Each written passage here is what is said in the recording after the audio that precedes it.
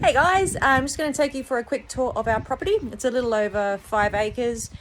We've been here just under 5 months, and I'm going to show you sort of where it's at and what we've done to it and where we're heading with it. I hope you enjoy. Alright, so just moving on from our deck. When we moved in, this path was almost invisible. The plants, whilst beautiful, were really overgrown. Anyway, prune them back.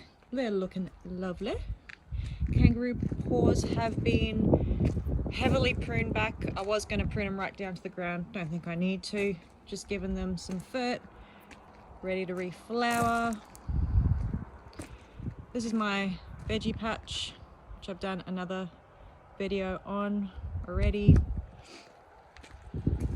So it's autumn at the moment.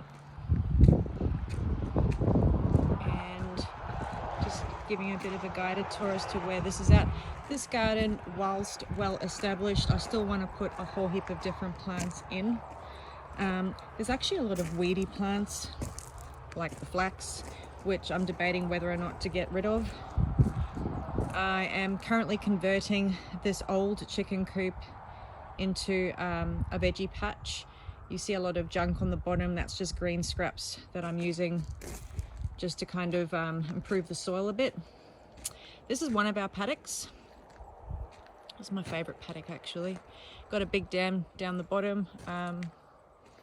Previous owners played around with the dam and it's leaking, so that's a lovely challenge. But anyway, have a great neighbor who is helping me do electric fencing here at the moment, so that the foreman of the property, who I can hear coming right now, doesn't get to our animals. We're planning to get some goats, and those goats are going to live in there. So that used to be a sharing shed, and that used to be like a carport. We're going to convert that to the goat hotel, and the shearing shed's going to become a milking station. Got a little prop station here to propagate plants. I don't actually use it for that, but I'm going to probably reuse that material for something else. And this is my garden shed. That's where I do most of my propping. It does get really hot in summer though, so I'm working out what to do with that. We have no town water here, so we have about 85,000 litres of tank water, and our drinking water is purified with a UV water filter, which I may pass by a little later. How beautiful is that? Going up here, we've got an old hay barn, which we are going to be converting into something. I don't know what yet, but something. It's kind of like a bit of a dead patch of plants here, which I'm going to keep some, relocate some, and just make that into a really nice sort of cottagey flower bed thing, you know, nice and high maintenance, just to punish myself. And this is the chicken coop, so we're going to get some chooks, and it's got a nice solar gate for the chicken, so I don't have to worry about opening it and closing it every night. Roxy's dying to get into there, but she can't. Heading back down here. So yeah, the biggest thing I've been doing is lots of pruning, sort of creating compost bins, you know, all the normal stuff. Mainly pruning and chopping down things. Need to get rid of that, it's diseased. It's our washing line with a good view.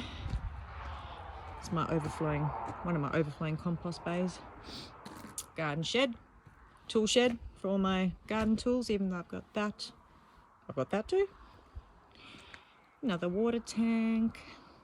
Put that temporary fence up because Roxy, our dog, she needs to pee about 500 times a night, and when we let her out, she just gets so excited with all the wildlife, and off she goes to go and find things and sniff things out, and I can't sleep knowing that she's out here, so I've put that up so I can kind of pen her in the night time. This was just, yeah, it was just lots of, I don't know, overgrowing dead plants and a bit of herbs. Could hardly even get through there, so I've cut that all back.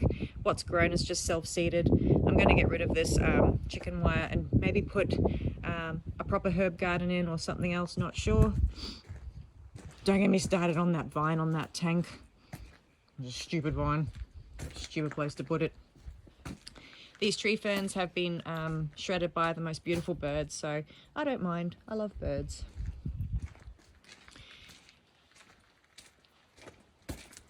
This sort of rockery, I'm just kind of going through it, putting flowers in, because the established garden is beautiful, but it's missing a lot of colour. Native gardens often, they have lots of colour, but I want some traditional cottage colour. So I filled that up with dianthus and daisy seedlings, and I've got some stocks growing up there in the mulch as well. So it's a beautiful view over our veggie patch, as you can see. Come on, let's go. Tool shed. This was one of the former chook sheds. I'm going to convert that into something else. Passion fruit, it's just finished fruiting. We have passion fruit coming out of our ears. One of my biggest jobs is to condition the soil. The soil is heavy clay, acidic soil. So I know what to do. I've just kind of got to get started. It's a big process. And also a lot of these paths and the grass down there, it's starting to sort of sink in places, and it needs to be sort of redone. So I'm going to get a whole heap of topsoil delivered at some point, and I will start working on that. But the previous owners did a marvelous job with planting. I think they got a grant and planted a couple of hundred of natives. Some are appropriate here, some are too invasive, so I'm really going to have to manage that as I go.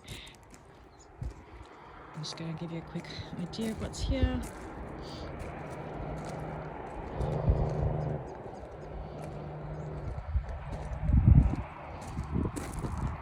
This is our second paddock. I don't really know what to do with it at the moment. Obviously it's going to either be more gardens, like extended out, or it's going to hold more livestock. I'm kind of just sort of umming and ahhing over that with my husband at the moment. More kangaroo paws that need to be cut back. I love kangaroo paws, but bloody hell, they're annoying. And where there's gaps, I'm going to obviously be working on that as well, where there's no plants. How beautiful though are those flowers. Okay, moving down the stairs, which I've got to finish this job as well. Stairs aren't quite finished. You can see how clay the soil is all the way through. So there was no lawn here when I came here. That's grown because I was spreading hay all down here, and that's obviously grown lawn.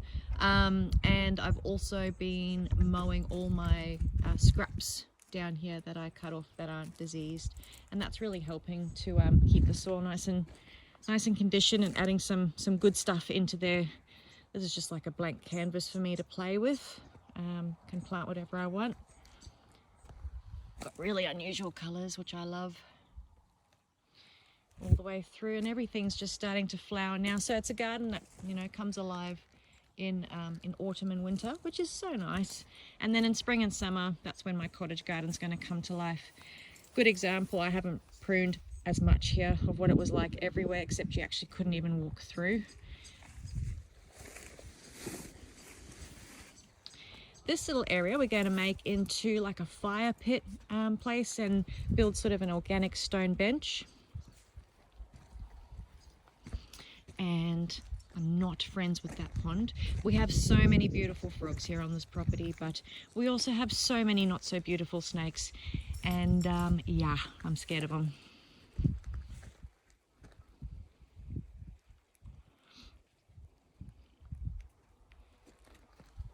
We get loads of weeds here too, so I'm always weeding. Starting a compost bay here. I'm actually going to have several bays, which I'm going to build with all sorts of different scraps, which I'm excited about. But I've just started the process now, just forking it over and aerating it every couple of days, keeping it moist. Not that I need to, because it's been raining. So we had a couple of gum trees felled not long ago. They were posing a threat to our house, and are obviously also extremely bad from a bushfire perspective. That's the mulch that we've got from it, which I've got to disperse somewhere. This is our orchard. Got apples growing, some other random fruits, strawberries down the bottom, which I've got to thin out heavily, because obviously when they do start fruiting, they don't like fruiting with so many runners. They're putting all their energy into that. It's one of our work sheds. I've just finished doing a fire course and learned a lot about bushfire, fire regimes, fire patterns, and that was actually one of the biggest reasons I took down these blue gums. They were so tall, so beautiful, but just not good from a fire perspective. Says me, who's storing 500,000 logs right next to her house. But anyway, what I'm going to do is basically clear all this out and make this into more of a, I guess, a formal cottage garden. Not so much like a native garden. I want one section to be cottagey. Just giving you a bit of a panoramic shot. And that's where I store the wood, and that's next year's wood drying out, and I've got more down the back which I haven't actually shown you yet.